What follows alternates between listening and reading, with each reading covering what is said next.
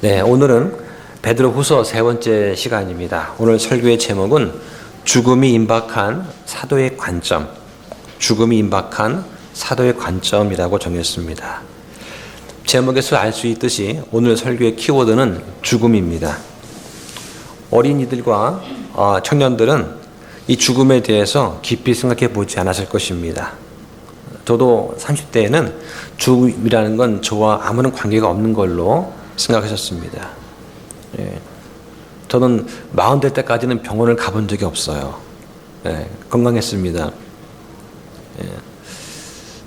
어릴 때 어린이 성경학교가 있었죠. 수련회가 열리면 가게 됩니다. 가면 꼭 하는 게 있어요. 뭐냐면 그 여름 성경학교에서 하는 게 뭐냐, 죽음 체험을 합니다. 땅을 파고, 산에 가서 땅을 파고 골판지를 이렇게 넣어서 관처럼 만들어요. 그런 다음에 거기에 한 번씩 들어갔다가 나오는 거예요. 들어가서 누운 다음에 뭐 어떤 멘트를 할 수도 있겠죠. 그러면 나오는 아이들마다 눈물 콧물 쏟으면서 무서웠다고 말했던 기억이 납니다. 그런 다음에 내가 지었던 그 많은 죄들을 다 종이에 쓰게 합니다. 그 어린 아이들이 뭐 죄가 얼마나 되겠습니까? 뭐 거짓말한 거, 뭐 용돈 이렇게 잘못 쓴 거 그런 것이죠. 그런 다음에 전도사님이 복음을 선포하는 거죠. 내 죄를 위해서 예수님께서 대신 돌아가시고 죽으시고 묻혔다가 3일 만에 다시 부활하셨다. 이거를 믿으면 구원을 받는다라고 복음을 전하는 거예요. 그런 뒤에 모닥불을 피우고 내 죄가 적혀있는 종이를 그 불에 태우는 거예요. 그러면서 우리 죄가 다 사해졌다, 그런 말에 야 정말 다행이다 하고 안도를 하는 거죠. 이제는 죽어도 주님과 함께 천국에서 영원히 살 수 있게 되었다 하는 그 말에 막 기뻐하기까지 했던 그런 기억이 납니다. 어릴 때는 참 순수했던 것 같아요. 이렇게 해서 복음을 접하면 정말 은혜스럽습니다. 어른들도 침례를 받을 때 보면 이와 비슷한 경험을 하시는 것 같아요. 멀쩡하신 분들이 물에 한번 들어갔다 나오면 거의 정신을 못 차리세요. 여기가 어딘지 모르십니다. 어린 아이들처럼 막 감격을 하거나 놀라거나 울지는 않지만은 아마 비슷한 느낌을 가지실 것입니다. 내가 예수님과 함께 죽었다가 묻혔다가 다시 일어나는 그 부활의 체험은 정말 은혜와 위로가 넘치는 귀중한 그런 경험입니다. 그것은 나의 믿음의 고백이기도 한 것이죠. 물에 잠겼다가 끌어올림을 받을 때 내가 마치 휴고되는 듯한, 부활하는 듯한 그런 느낌을 받습니다. 중요한 것은 내 힘으로 일어나는 것이 아니라 하나님께서 우리를 붙잡아 건져 올려주시는 거예요. 이게 중요한 겁니다. 이런 경험이 잘 기억이 안 나시면 다다음 주에는 침례식 때 한 번 더 하시면 좋겠습니다.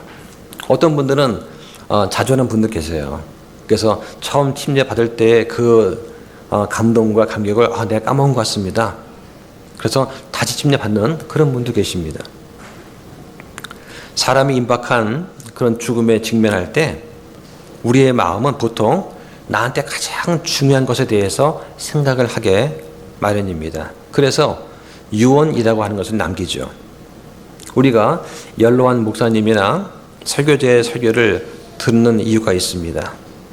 그 연로한 목사님이 오랜 삶을 살아오시면서 믿음으로 하나님과 함께 했던 그런 믿음의 발자취를 듣고 싶은 것이죠. 주님 말씀을 오랜 세월 깊이 묵상하면서 깨달은 그런 말씀의 지혜를 통해서 우리에게 큰 위로가 되고 우리가 주님께 더 가까이 가도록 도와주는 그런 설교를 듣고 싶은 그런 마음일 것입니다. 베드로는 삶의 여러 가지 굴곡을 겪으면서 예수님을 가장 가까이서 보고 듣고 섬기던 그런 제자였습니다. 이 베드로가 지금 삶을 마감하면서 다른 세상으로 떠나기 위한 준비를 하고 있습니다. 그러면서 남아있는 자들한테 도움이 될 만한 것들을 지금 말하고 있어요. 지금 사람들 마음이 얼마나 숙연해졌을까요? 지금 베드로는 죽음이 임박한 그런 상태입니다. 성경에 죽음이라는 단어, 이 데스를 찾아보니까 모두 370번 나옵니다. 신약에는 138이 나와요. 그리고 생명, 라이프를 찾아보니까 450번 나옵니다. 신약에는 186회가 나와요. 성경은 죽음보다는 생명에 대해서 더 많은 얘기를 하고 있습니다. 또 우리한테 영원한 생명이 있다고 말씀을 하시는 거예요. 이 죽음이라는 그 단어를 에스라 사전에서 찾아보았습니다. 죽음 또는 사망은 1차적으로 분리를 가리키는 그런 단어입니다. 육체의 죽음은 몸과 혼이 분리된다라고 말씀을 하고 있어요. 그래서 히브리 사람들은 생명을 부여하는 부분, 즉 혼이 숨 속에 있다라고 믿었습니다. 그래서 사람이 죽으면 숨과 함께 혼이 떠난다고 믿었습니다. 한번 찾아볼까요? 창세기 35장 18절 보시죠. 그녀의 혼이 떠나려 할 때에 이는 그녀가 죽었기 때문이더라. 그녀가 그의 이름을 베논이라 하였으나 그의 아버지가 그를 베냐민이라 하였더라. 자, 여기 그녀는 야곱의 아내 라헬을 말합니다. 야곱의 아내인 라헬이 막내 아들 베냐민을 낳다가 이제 죽게 되었습니다.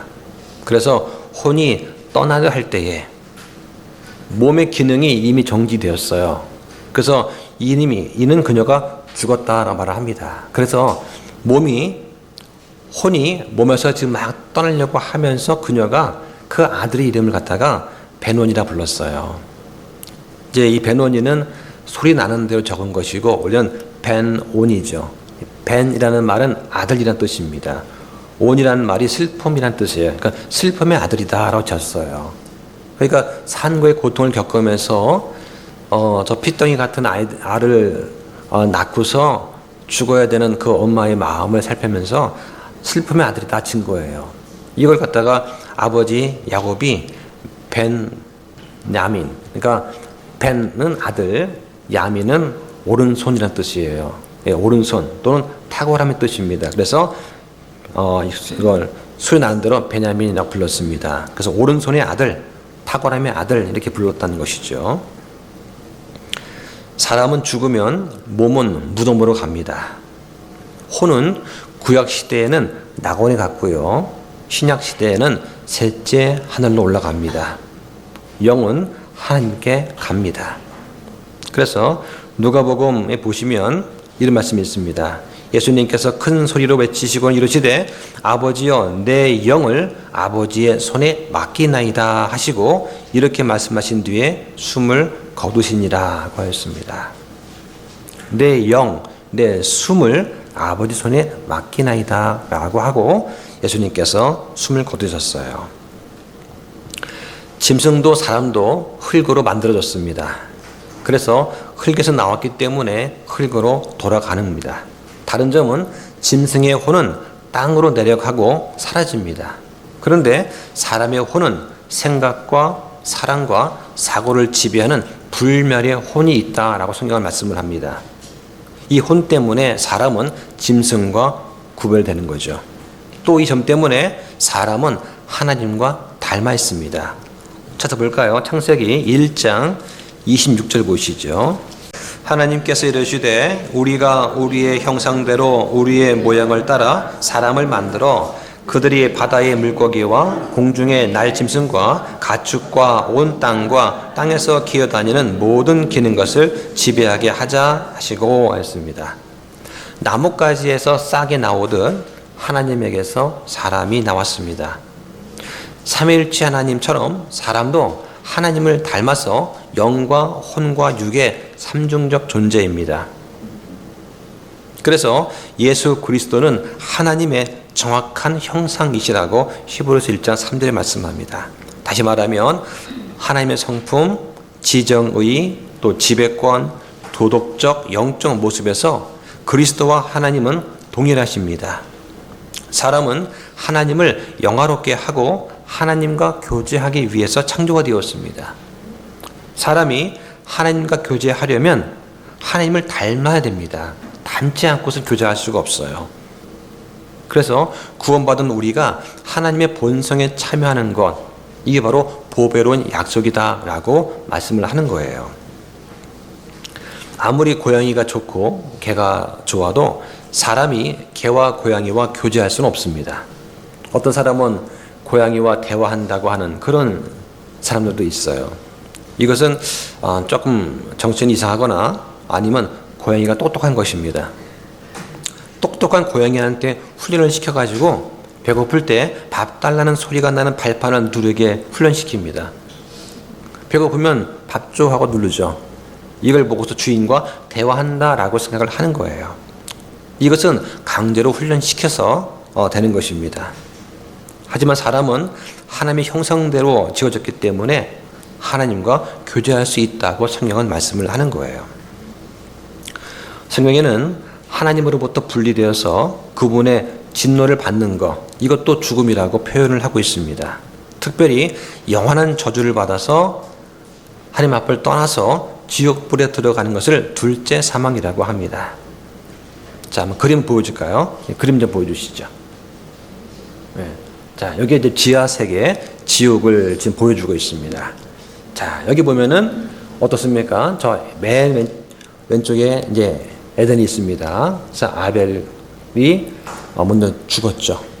죽은 다음에 아벨의 몸은 어디 갔습니까? 무덤에 갔어요.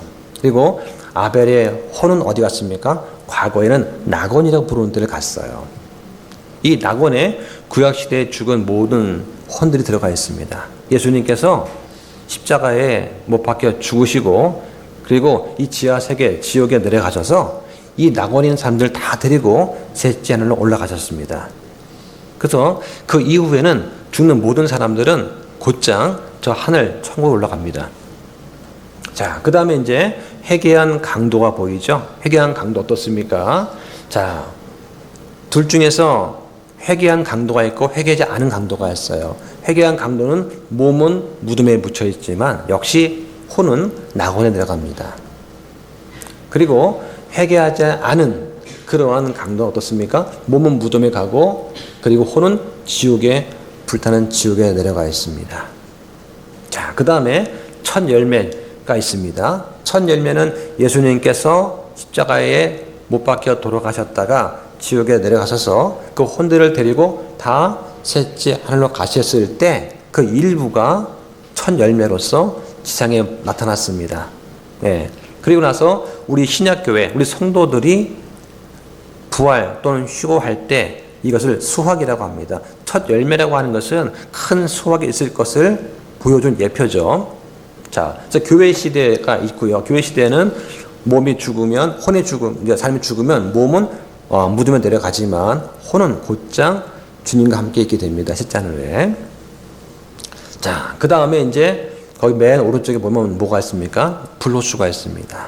이 불호수는 이 지구의 한가운데 보면 타로타로스가 있죠. 이 타로타로스는 노아 홍수 때 타락한 천사들, 그죠? 예, 사람들과 결합해서 거인을 낳았던 그 타락한 천사들이 묶여 있는 곳이 타로타로스입니다. 그리고 그 밑에는 아비소스가라고 있어요. 예, 이것은 이제 나중에 천년왕국 때 사탄과 그 무리들이 이 안에서 천년 동안 결박되는 그런 곳입니다. 자, 그 다음에 오른쪽에 지옥이 있어요. 예, 지금 이 순간도 사람이 믿지 않고 죽게 되면 이 지옥에서 눈을 뜨게 됩니다. 자, 그 다음에 맨 오른쪽에 불호수가 있는데 이것은 이 지구에 있는 것이 아니고 아마 우주공간 어디에 있을 것입니다. 예, 그래서 사람이 믿지 않고 죽은 사람, 이 모든 사람은 최후의 심판 때, 흰 왕래 심판 때 저 불호수에서 사탄과 마귀들과 함께 저기서 영원히 있게 됩니다. 예, 사람이 부활하게 되면 몸을 잊게 되거든요. 그런데 저곳에서는 영원히 불타면서도 타지 않는 그 몸을 잊고서 계속 고통받고 있는 그런 것이 불호수입니다. 자, 한번 보시죠. 요한계시록 20장 14절과 15절 보겠습니다. 사망과 지옥이 불호수에 던져졌더라. 이것이 둘째 사망이니라. 누구든지 생명책에 기록된 것으로 드러나지 않는 자는 불호수에 던져졌더라 하고 했습니다. 자, 이것이 믿지 않는 자들의 최후입니다. 첫째 사람인 아담의 범죄 때문에 부여된 형벌이 있습니다. 바로 사망입니다. 모든 인류는 아담의 후손이죠. 그래서 아담한테 부여된 이 사망의 저주를 다 공유하고 있습니다. 성경에서 사람은 혼이라고 부릅니다. 이 혼은 잃어버릴 수 있어요. 그래서 예수님께서는 잃어버린 양들, 잃어버린 것을 구원하러 오셨다라고 말씀을 합니다. 우리가 전도하는 것을 가르쳐서 위닝 소울이라고 합니다. 이것은 잃어버린 혼을 구하는 것이다, 이렇게 말을 하는 거죠. 이에 반해서 영은 잃어버릴 수 없는 것입니다. 한번 찾아볼까요? 고린도전서 15장 45절 보시죠. 그러므로 기록된 바 첫사람 아담은 살아있는 혼이 되었더라 함과 같이 마지막 아담은 살려주는 영이 되셨느니라. 첫째 사람은 땅에서 나서 땅에 속하거니와 둘째 사람은 하늘로부터 나신 주시니라 했습니다. 여기 보니까 아담은 첫째 사람이라고 하고 예수님은 둘째 사람이라고 부릅니다. 그래서 둘째 사람 또는 마지막 아담이신 이 그리스도는 바로 우리의 생명이 되십니다. 그분을 믿는 사람들은 영적으로 또 영원히 그분의 생명을 공유하는 것이죠. 그래서 성경은 또 이렇게 말씀합니다. 요한복음 3장 15절 보시죠. 시작. 이것은 누구든지 그를 믿는 자는 멸망하지 아니하고 영원한 생명을 얻게 하려 함이니라. 하나님께서 세상을 이처럼 사랑하사 자신의 독생자를 주셨으니 이것은 누구든지 그를 믿는 자는 멸망하지 아니하고 영존하는 생명을 얻게 하려 하심이라 합니다. 구원이 무엇입니까? 구원은 영원한 생명과 영존하는 생명을 얻는 것입니다. 예수님께서 믿는 자들에게 주시는 이 생명은 어떤 생명입니까? 바로 영원한 생명입니다. 이것은 질적으로 아주 우수하고 풍성한 그런 생명을 말합니다. 또 동시에 양적으로 영원토록 계속되는 그런 생명이 있습니다. 이것을 영존하는 생명이라고 합니다.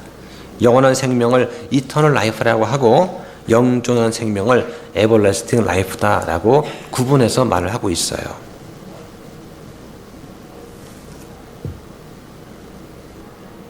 그런데 불신자한테도 질적으로 양적으로 영원히 계속이 되는 이러한 생명이 있습니다.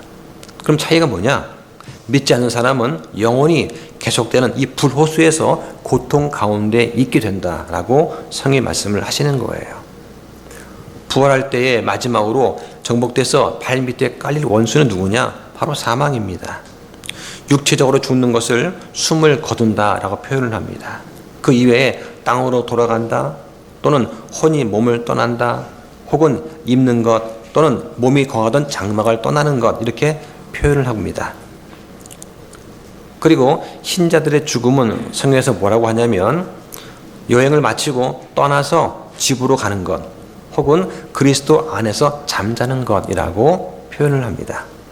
모든 사람은 죽습니다. 문제는 죽음이 끝이 아니라는 사실입니다. 이 죽음 뒤에는 심판이 있습니다. 믿고 죽은 사람들은 그리스도의 심판석 앞에서 보상의 심판을 받게 됩니다. 그런데 믿지 않고 죽은 사람들은 크고 흰 왕자 심판 앞에서 말과 행위를 기록한 그 책에 따라서 영원한 형벌을 받게 됩니다. 이 형벌은 영원히 불길 가운데 고통당하는 것입니다. 죄의 삭은 사망이기 때문에 죄가 있는 곳에는 반드시 죽음이 있습니다. 예수님께서는 우리를 대신해서 피를 흘리시고 죽었기 때문에 이 피를 믿는 사람들은 죄에서 해방이 되고 죄들을 용서받게 됩니다. 그런데 하나님과 예수 그리스도를 믿지 않고 부인한 모든 사람들은 죽으면 1초가 되기 전에 지옥에서 눈을 뜨게 됩니다. 살아있을 때는 평생을 무신론자로 살았을지 모르지만 죽고 나면 1초가 되기도 전에 유신론자가 됩니다. 그것도 바이블 빌리버가 됩니다. 왜 그럴까요? 죽고 나면 성경에 기록된 이 모든 말씀이 사실이라는 것을 온몸으로 느끼게 됩니다. 왜냐하면 눈을 떴더니 지옥의 뜨거운 불길 한가운데 있는 것을 발견하기 때문입니다. 아마 첫마디가 아 뜨거일 것입니다. 눈을 떠보니까 자신이 뜨거운 불 가운데 있는 거예요. 제가 대구에 딱 와보니까 한낮에는 뜨거운 프라이팬에 서 있는 것 같았습니다. 여기 넘어지면 큰일 나겠다. 온몸이 될 것 같았어요. 지옥은 이것보다 수천, 수만 배 더 뜨거운 곳입니다. 이 뜨거움을 온몸으로 느끼니까, 그러니까 성경 말씀이 사실인 것을 알게 되는 것입니다. 그런데 그때는 기회가 없습니다. 하나님은 하신 말씀을 취소하거나 거짓말을 하실 수 없는 분이십니다. 그때 가서 아무리 살려달라고, 기회를 한 번 더 달라고 믿습니다 해봐야 아무 소용 없습니다. 기회는 살아있을 때만 주어지는 것입니다. 그 후에는 각자의 행위를 따라서 기록한 책에 따라 심판을 받게 되는 것입니다. 요한복음 17장에 보면은 예수님의 기도가 나옵니다. 한번 찾아볼까요? 요한복음 17장 보시죠. 예수님께서 자신의 죽음이 임박했음을 아셨을 때 그때 하신 기도입니다. 예수님이 가장 크게 관심을 가진 그런 분야는 5가지가 있어요. 자, 먼저 13절 보십시오. 13절에 보니까 이제 내가 아버지께로 가오니 내가 세상에서 이것들을 말하는 것은 그들이 내 기쁨을 자기들 안에서 성취하게 하려 함이니이다. 예수님의 첫 번째 관심사는 성도들이 예수님의 기쁨을 성취하는 것이었습니다. 완전한 기쁨을 갖는 것이었어요. 또 15절 보십시오. 나는 아버지께서 그들을 세상에서 데려가실 것을 기도하지 아니하오며 그들을 악에서 지켜주실 것을 기도하나이다. 예수님의 두 번째 관심사는 세상에 있는 동안 성도들이 죄를 짓지 않는 것이었습니다. 여러분이 죄 짓지 않고 사는 것을 예수님께서 그렇게 원하셨습니다. 세 번째는 말씀을 통해서 거룩히 구별되는 것이었습니다. 거기에 17절 보니까 아버지의 진리로 그들을 거룩히 구별하옵소서. 아버지 말씀은 진리니이다 라고 말씀하셨습니다. 예수님의 관심사 네 번째는 뭐였냐? 모든 믿는 사람들이 하나가 되는 것이었습니다. 20절 보니까 내가 이들만을 위해 기도하지 아니하고 그들의 말로 인하여 나를 믿을 자들을 위해서도 기도하오니 21절 자 함께 읽습니다. 시작. 이것은 그들이 다 하나가 되게 하려 함이니이다. 아버지여 아버지께서 내 안에 내가 아버지 안에 있는 것 같이 그들도 우리 안에서 하나가 되게 하사 아버지께서 나를 보내신 것을 세상이 믿게 하옵소서. 모든 성도가 하나가 되는 거, 이거 예수님께서 돌아가시 전에 그렇게 원하셨던 거예요. 다섯 번째는 뭐냐? 예수님께서 원하신 것은 모든 믿는 사람들이 결국에는 그리스도와 함께 하늘에 거하게 되는 것이었습니다. 그 말씀 보십시오. 24절입니다. 자, 함께 읽습니다. 시작. 아버지여 원하건대 아버지께서 내게 주신 자들도 내가 있는 곳에 나와 함께 있게 하사 아버지께서 세상의 창건 이전에 나를 사랑하셨으므로 친히 내게 주신 나의 영광을 그들이 보게 하옵소서. 예수님께서 돌아가시기 전에 그토록 원하셨던 관심 가진 게 뭐였냐? 성도들이 예수님과 함께 하늘에 거하는 것이었습니다.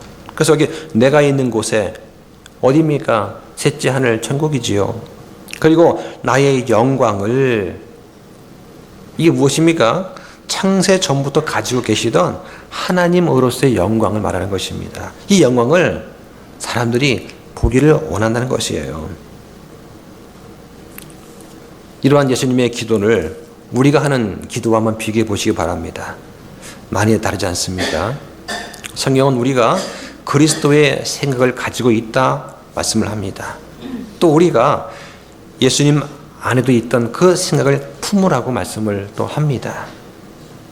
우리 기도가 예수님을 닮기를 원합니다. 오늘 읽은 베드로후서 본문에서 이 베드로 역시 세상에 남아있는 시간이 얼마 남지 않았다는 것을 잘 알고 있었습니다. 오늘 본 말씀하면 14절 보십시오.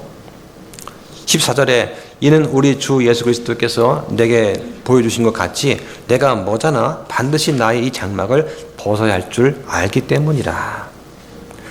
자기의 죽음이 임박했을 때 베드로는 어떤 생각을 하고 있었을까요? 베드로는 지금 무엇을 중요하게 여기고 있습니까?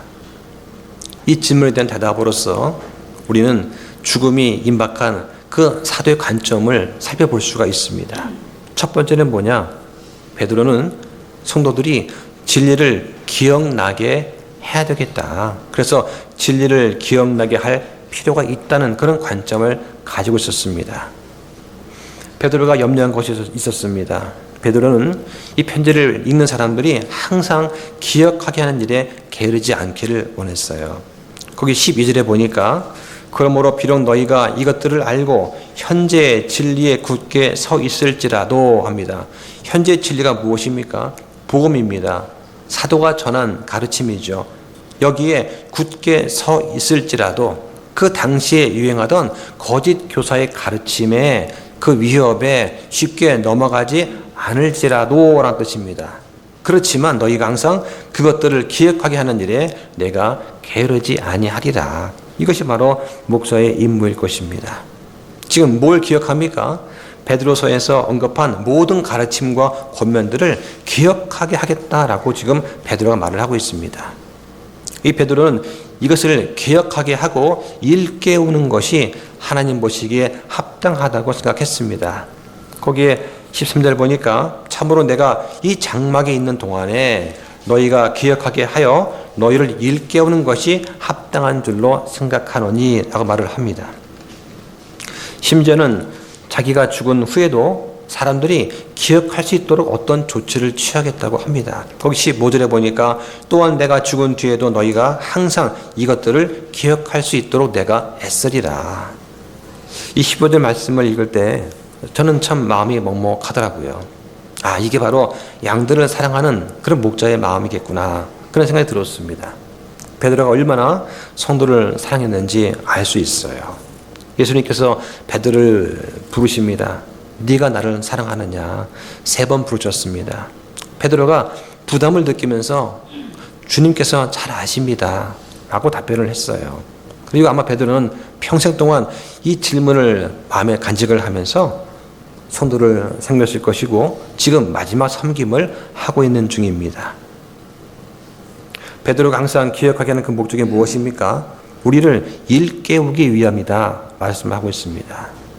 지금 베드로가 걱정하는 것은 뭐냐? 사람들의 현재 상태가 아니에요. 지금 현재 이 편지를 읽는 사람들은 어떻습니까? 이 베드로의 가르침을 모르지 않았습니다. 잘 알고 있습니다. 또 현재 알고는 이 진리에 굳게 서 있었습니다. 그럼에도 불구하고 베드로는 항상 일깨워 줘야 되겠다 하는 그것을 필요를 느꼈다고 말씀을 하고 있습니다. 일깨운다는 말은 뭐냐? 완전히 깨운다는 말입니다. 각성시킨다는 뜻이에요. 우리도 믿음 생활하다 보면은 하나님과 교회를 섬기는 일을 게을리할 때가 있습니다. 하나님은 우리 모두가 마음과 혼과 힘과 생각을 다해서 하나님과 다른 사람들을 섬기기를 원하십니다. 그런데 세상은 어떻습니까? TV와 뉴스 미디어를 통해서 소위 요람에서 무덤까지 사람들을 세뇌시키고 있습니다. 어떻게 합니까? 오직 자기 자신만을 사랑해라. 자기 자신만을 생각해라 라고 사람들을 속이고 있습니다. 요즘은 사회 이슈가 되는 문제 중에서 교권 문제가 있습니다. 온라인 매체에 보면은 소위 맘카페라고 하죠. 여기 돌고 있는 진상 학부모 리스트가 있다고 합니다. 이런 거예요. 이걸 들어보면은 그럴 수도 있지 않은가 하고 생각할지 모릅니다. 진상 부모인지 체크하는 체크리스트에는 이런 것이 있어요. 학부모나 학생한테 선생님의 개인 연락처를 알려주지 않는 선생님은 애정이 없는 것이다. 정말 급할 때는 밤 늦은 시각이라도 교사한테 전할 수 있다고 생각한다. 우리 애는 예민하지만 친절하게 말하면 다 알아듣는다. 우리 애가 잘못은 했지만 그건 이유가 있을 것이다 라고 생각한다는 거죠. 이런 게 11개가 있는 거예요. 여기에 체크를 하다 보면 내가 진상 학부모구나 라고 하셨다는 거예요. 또 이런 것도 있습니다. 진상 부모 단골 리스트가 있대요. 예. 학교에서 발생한 것 때문에 우리 애 아빠가 화가 나서 학교로 막 뛰어온다는 것을 제가 말렸어요. 이런 걸 체크해 본 적이 있다면 진상 부모라는 얘기죠. 집에서는 전혀 안 그러는데 학교에서는 왜 그런지 모르겠습니다. 마치 이 말은 우리 집 개는 안 불어요. 똑같은 말이죠. 선생님, 우리 아이 얘기는 들어보셨나요? 바꿔 말하면 우리 아이와 공감은 해보셨나요? 이런 것입니다. 늦은 밤에 연락해서 죄송하지만 하는 멘트가 있습니다. 죄송한 줄 알면 하지 말아야죠. 그런데 맨 밑에 이런 문구가 있대요. 지금 말한 이 문구는 실제 상황에 기반합니다. 라고 하는 거죠. 교권이란 학생들을 가르칠 권리와 학생들이 배울 권리를 함께 포함한다라고 교육학 사전에 나와 있습니다. 교사가 학생을 바르게 가르칠 권리뿐만 아니라 내 아이뿐만 아니라 다른 부모의 아이들도 배울 권리가 있다는 거예요. 그런데 진상 부리는 나와 내 아이 때문에 다른 아이들이 배울 권리를 빼앗긴다면 이것도 교권 침해일 것입니다. 그런데 교회에도 이런 비슷한 문제로 몸살을 앓고 있습니다. 교회 갔습니다. 그런데 그 교회가 나를 즐겁게 해주질 않아요. 내 생각과 다릅니다. 그러면 이거를 참지 못하는 사람이 있습니다. 그래서 불평을 하고 다른 사람들에게 선동을 합니다. 다른 사람들과 교제를 하다가도 다른 사람의 생각이 내 생각과 다르거나 내 마음에 안 들지 않으면 이걸 참지 못하는 그런 사람들이 있다고 합니다. 그리고는 집요하게 내 생각을 자꾸 설득시키려는 그런 사람들이 있습니다. 결국은 자신을 특별한 사람으로 대우해 주지 않으면 참지 못하는 그런 그리스도인이라고 하는 거죠. 이 교회는 뭔가 문제가 있어. 저 목사는 저게 문제야. 라고 말을 하면서 대개 그 사람이 문제인 경우가 많습니다. 이 교회는 완벽하지 않아 하고 불평한다면 그 사람은 교회가 뭔지 잘 모르는 사람입니다. 자기만의 유익을 구하고 자기만 생각하는 것은 악한 세상의 전형적인 특징입니다. 하나님은 뭐라고 하십니까? 하나님을 첫째 자리에 두고 다른 사람을 둘째 자리에 두는 것입니다. 그리고 나를 셋째 자리에 두라는 거예요. 다른 사람을 나보다 더 위에 두는 것, 이게 겸손이라고 성경은 말씀을 합니다. 우리는 어떻게든 끊임없이 깨어나고 또 깨어 있어야 됩니다. 내 이익과 경험과 취향이 기준인 것이 아니라 말씀을 기준으로 판단할 수 있어야 됩니다. 성경은 우리가 기억하는 게 정말 중요하다 말씀을 합니다. 뭘 기억해야 됩니까? 우리가 배운 교리와 말씀을 기억해야 됩니다. 그럼 어떻게 하면 될까요? 두 가지 방법이 있습니다. 한 가지는 다른 그리스도인들과 자주 모이는 것입니다. 한번 찾아볼까요? 히브리서 10장 24절 보겠습니다. 주의 깊게 살펴보아 사랑과 선한 행위를 하도록 격려하며 어떤 사람들의 습관과 같이 우리의 함께 모이는 일을 폐하지 말고 서로 권면하되 그날이 다가옴을 너희가 볼수록 더욱더 그리하자라고 합니다. 여기 그 날이 뭡니까? 그리스도께서 다시 오시는 재림의 날이에요. 어떤 분은 나는 주님을 사랑하고 성경도 사랑합니다. 기도하는 거 좋아합니다. 그런데 성도를 만나는 것은 싫어요. 하는 사람이 있습니다. 그러면서 모임을 폐하는 그런 분들이 있어요. 참으로 안타깝습니다. 나를 다시 태어나게 해주신 하나님을 사랑한다면 그 하나님께서 낳아주신 다른 형제 자매도 모두 사랑할 수 있어야 됩니다. 하나님께서 나만 낳아주신 게 아니지 않습니까? 나만 생각하는 것, 이것은 영적으로 성장이 덜 된 것입니다. 예수님과 함께 서로 모이는 교회가 되어야 됩니다. 여기 보니까 서로를 주의 깊게 살펴보라고 합니다. 이것은 수평적인 교제를 말하는 거예요.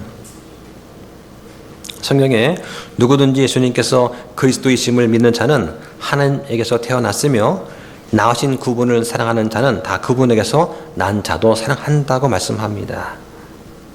교제는 두 가지가 있습니다. 하나님과 나와의 수적인 교제가 있습니다.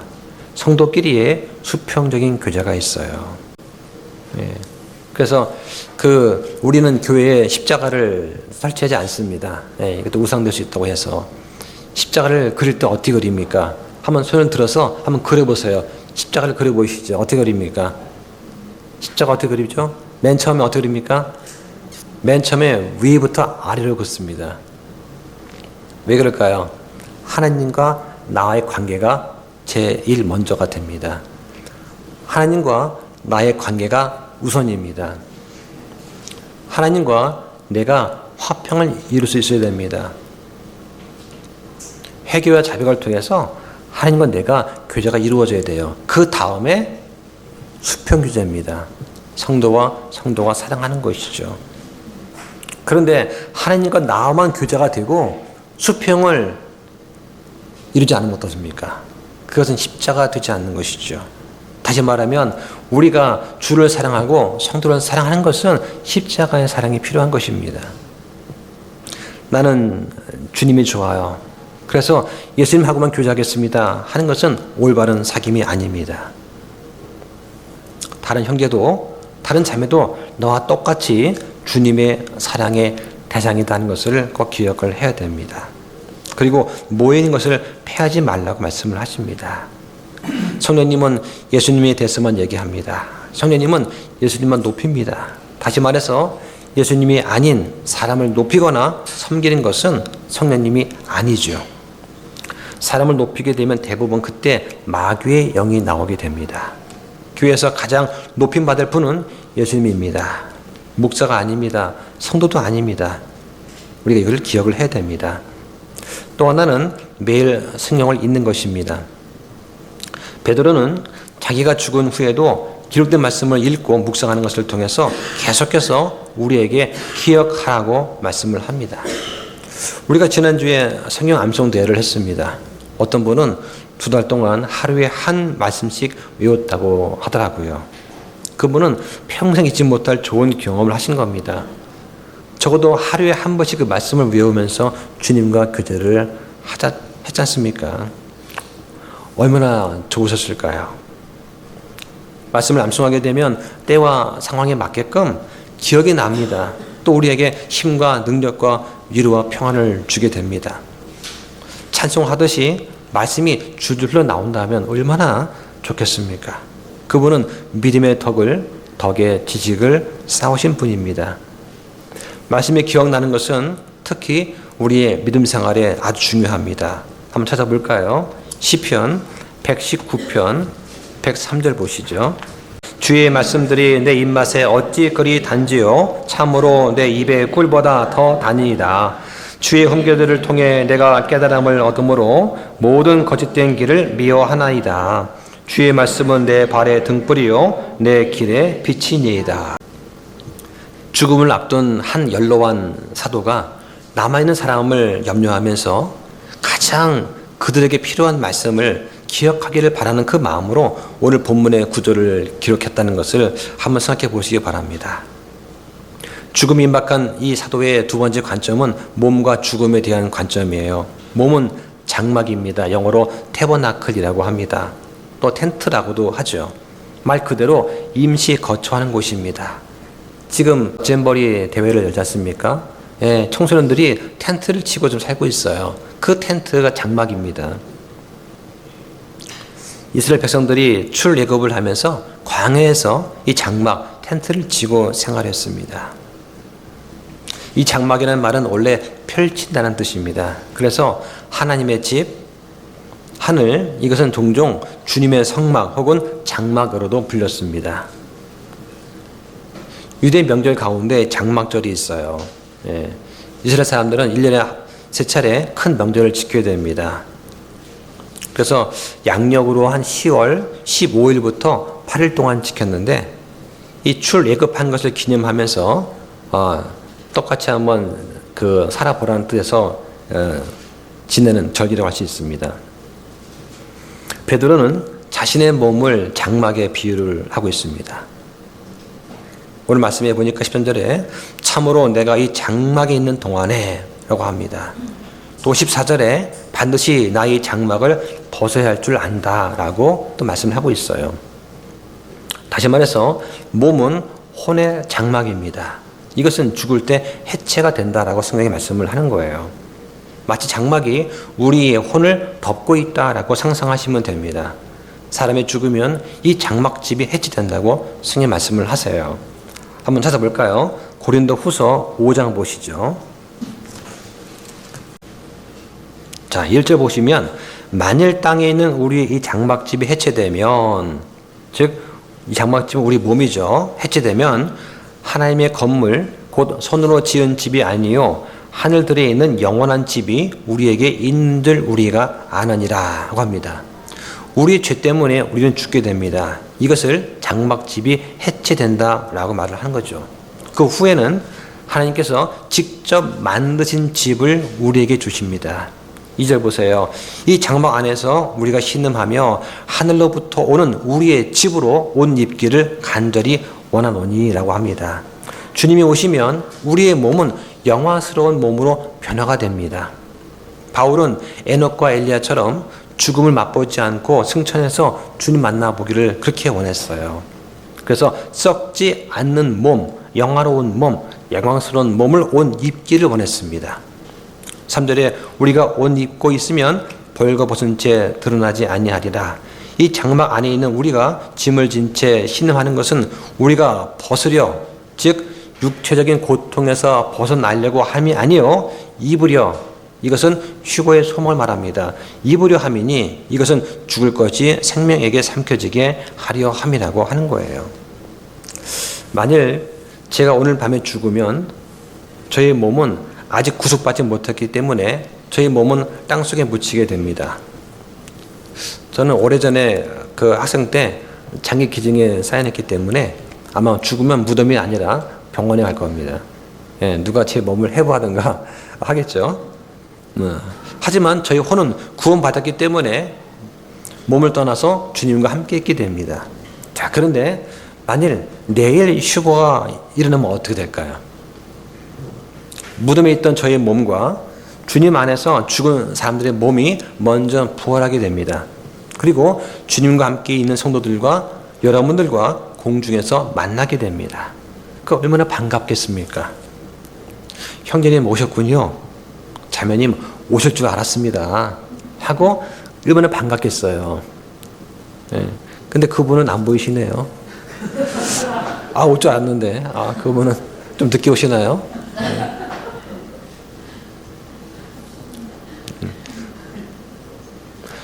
나에게 정말 구원의 확신이 있는가? 여러분이 꼭 기억하셔야 됩니다. 주님이 오늘 당장 오시면 나는 주님을 만나볼 수 있을까요? 아니면 눈 깜짝할 사이에 뜨거움이 먼저 올까요? 죽음은 장막을 벗는 것입니다. 베드로는 주님께서 보여주신 자신의 임박한 죽음에 대해서 14절에서 이렇게 말을 합니다. 이는 우리 주 예수 그리스도께서 내게 보여주신 것 같이 내가 머지않아 반드시 나의 이 장막을 벗어야 할 줄 알기 때문이라. 베드로는 자기의 죽음을 가리켜서 내 장막을 벗는다라고 말을 합니다. 이것은 이 베드로가 몸에 대한 그의 관점을 보여주는 거예요. 나는 혼을 말하는 것이고 장막은 몸을 말하는 거예요. 또 15절에서 이렇게 말합니다. 또한 내가 죽은 뒤에도 너희가 항상 이것들을 기억할 수 있도록 내가 애쓰리라. 여기 죽은 뒤에도 라는 말이 이전 번역에서는 내가 떠나간 뒤에도 라고 번역이 되었었습니다. 이 죽음이라는 단어를 헬라어로는 엑소도스라고 그래요. 네, 엑소도스 하면 뭐가 떠오릅니까? 출애굽이 떠오르죠. 엑소도스는 문자적으로는 떠남, 출거를 뜻합니다. 또 비유적으로 죽음과 소멸을 뜻하죠.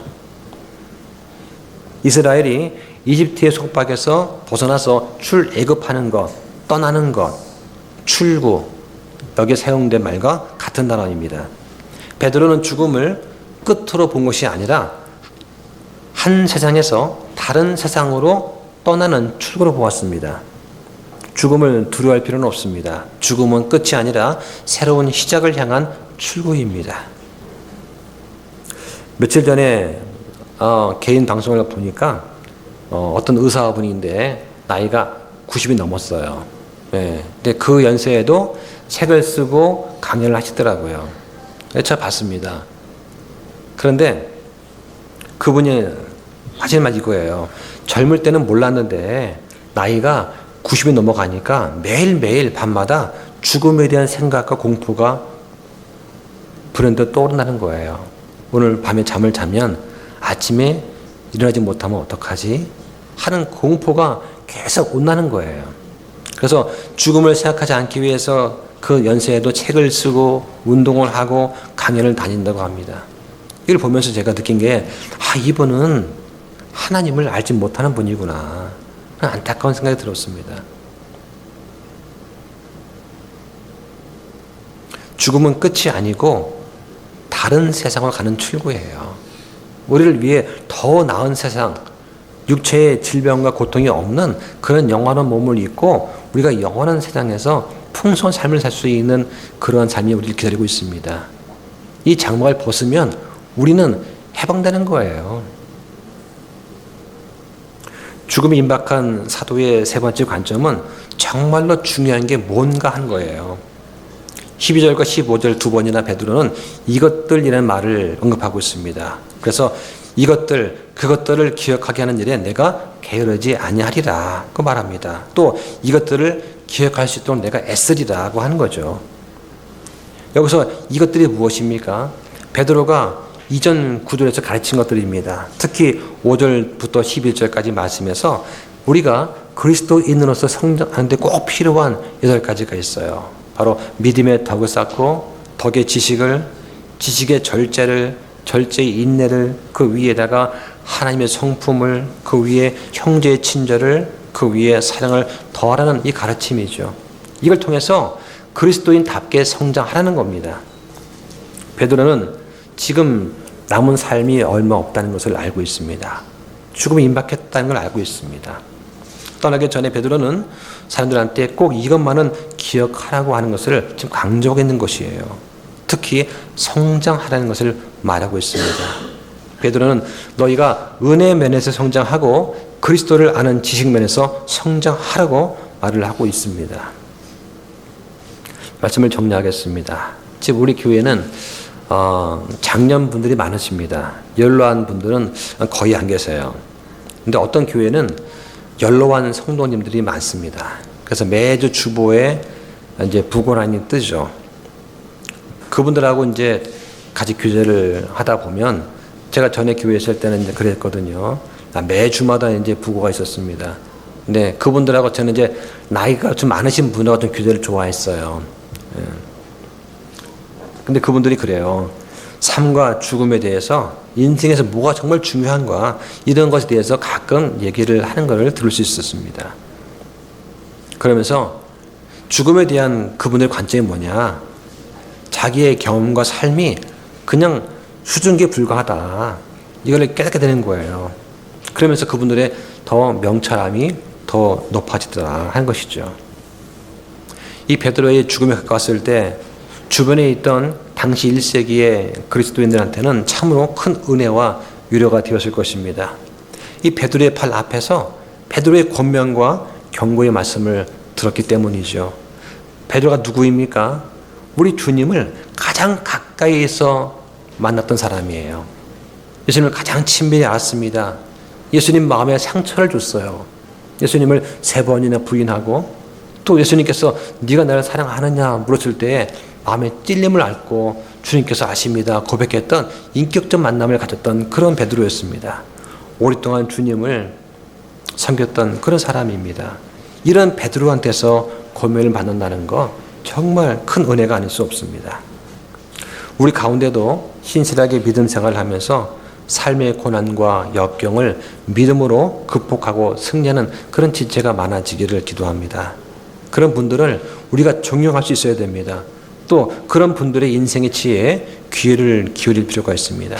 그래서 그런 분들을 통해서 우리가 성장할 뿐만 아니라 우리 세대를 섬기고 또 다음 세대를 키워내는 그런 존경받는 믿음의 선배가 많아지기를 주님 이름으로 축원합니다. 기도 마치겠습니다.